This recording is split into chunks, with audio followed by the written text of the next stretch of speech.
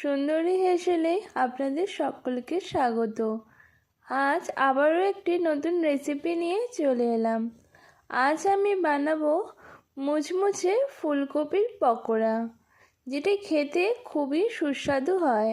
তাহলে চলুন আমি আজ কিভাবে মুচমুচে ফুলকপির পকোড়াটা তৈরি করি সেটা দেখে নেওয়া যাক। ফুলকপির পকোড়া বানানোর জন্য সবার প্রথমে আমি ফুলকপিগুলোকে এইরকম মাঝারি সাইজের টুকরো করে নিয়েছি আর ভালোভাবে ধুয়ে পরিষ্কার করে নিয়েছি। এরপর একটা পাত্র নিয়েছি আর গ্যাসের ফ্লেমটা আমি অন করে দিয়েছি। এর মধ্যে জল দিয়ে আর আমি 1 চামচ লবণ দিলাম। জলটা খুব ভালো মতো গরম হয়ে আসলে আমি এরপর ফুলকপির টুকরোগুলোকে জলের মধ্যে দিয়ে দিচ্ছি। আমি সবকটা ফুলকপিকে জলের মধ্যে দিয়ে দিয়েছি। এরপর আমি ফুলকপিটাকে ভাপিয়ে নেব। ভাপাতে আমার সময় লেগেছে 5 থেকে 6 মিনিটের মতো। আমার ফুলকপিটা ভালো মতো ভাপানো হয়ে গেছে। এরপর আমি একটি ছিদ্র থালার নিচে একটি পাত্র রেখে জল ঝরিয়ে আমি এটাকে ঠান্ডা হতে দেব।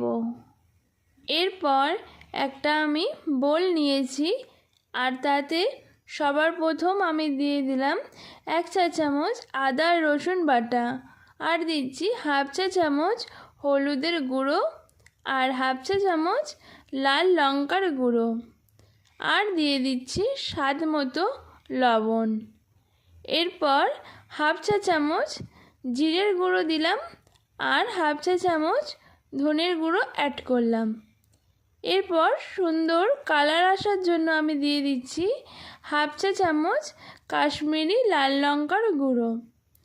এরপর আমি এর মধ্যে দিচ্ছি 1 চা চামচ সাদা তেল। এরপর আমি 1 চা চামচ দিয়ে দিলাম টমেটো সস।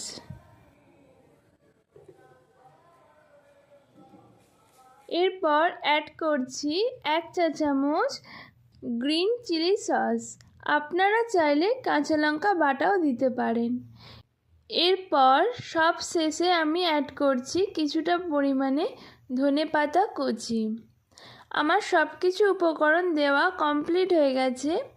এরপর আমি সব কটা মশলাকে একটি চামচের সাহায্যে খুব ভালোভাবে আমি মিশিয়ে নেব।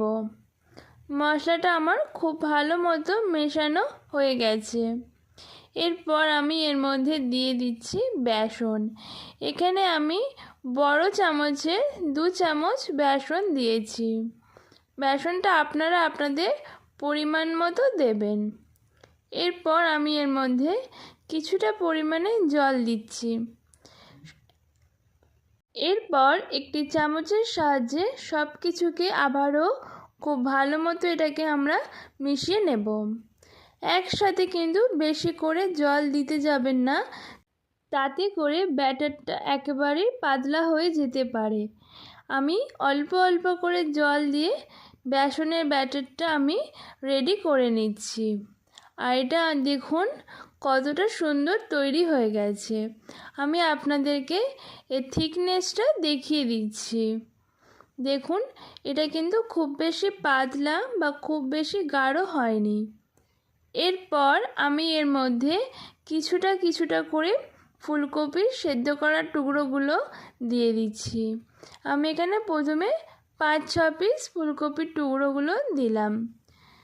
ফুলকপির টুকরোগুলো দেওয়া হয়ে গেলে একটা চামচের সাহায্যে ফুলকপিগুলোকে ব্যাটারের মধ্যে ভালোভাবে কোট করে নিচ্ছি।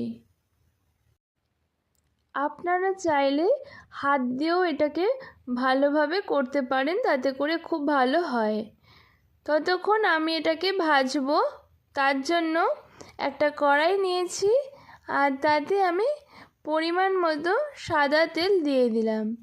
যেহেতু পকোড়াগুলো ভাজা হবে একটু বেশি পরিমাণেই তেল রেখেছি।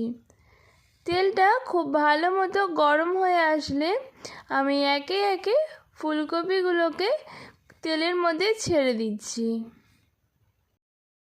ফুলকপিগুলো আমার খুব ভালো মতো ভাজা হয়ে এসেছে। এই সময় আপনাদের বলে রাখি, অবশ্যই গ্যাসের ফ্লেমটা আপনারা লো টু মিডিয়ামে রাখবেন, তা না হলে ওপরটা ভাজা হয়ে যাবে আর ভেতরটা একেবারেই কাঁচা থাকবে। আমার ফুলকপিগুলো ভাজা হয়ে গেছে। এরপর আমি একটি প্লেটের মধ্যে নামিয়ে রেখে দিলাম।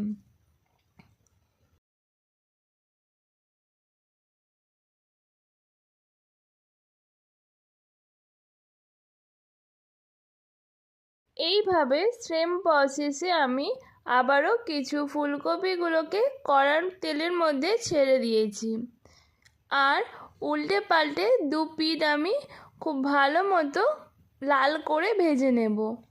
দেখুন ফুলকপির পকোড়াগুলো দেখতে কতটা সুন্দর হয়েছে আর দু পিঠ খুব ভালোভাবে আমার ভাজা হয়ে গেছে।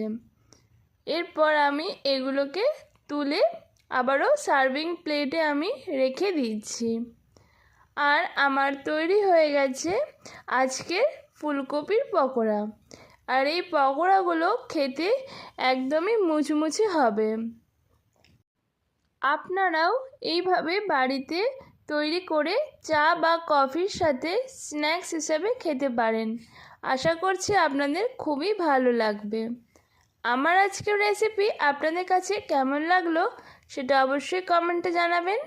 যদি ভালো লেগে থাকে তাহলে ছোট্ট একটা লাইক করবেন। আর আমার চ্যানেলের ভিডিওগুলো যদি আপনাদের পছন্দ হয়ে থাকে তাহলে আমার চ্যানেলটাকে সাবস্ক্রাইব করে আমার পাশে থাকবেন। আজকের মতোই ধন্যবাদ। দেখা হচ্ছে পরবর্তী এপিসোডে।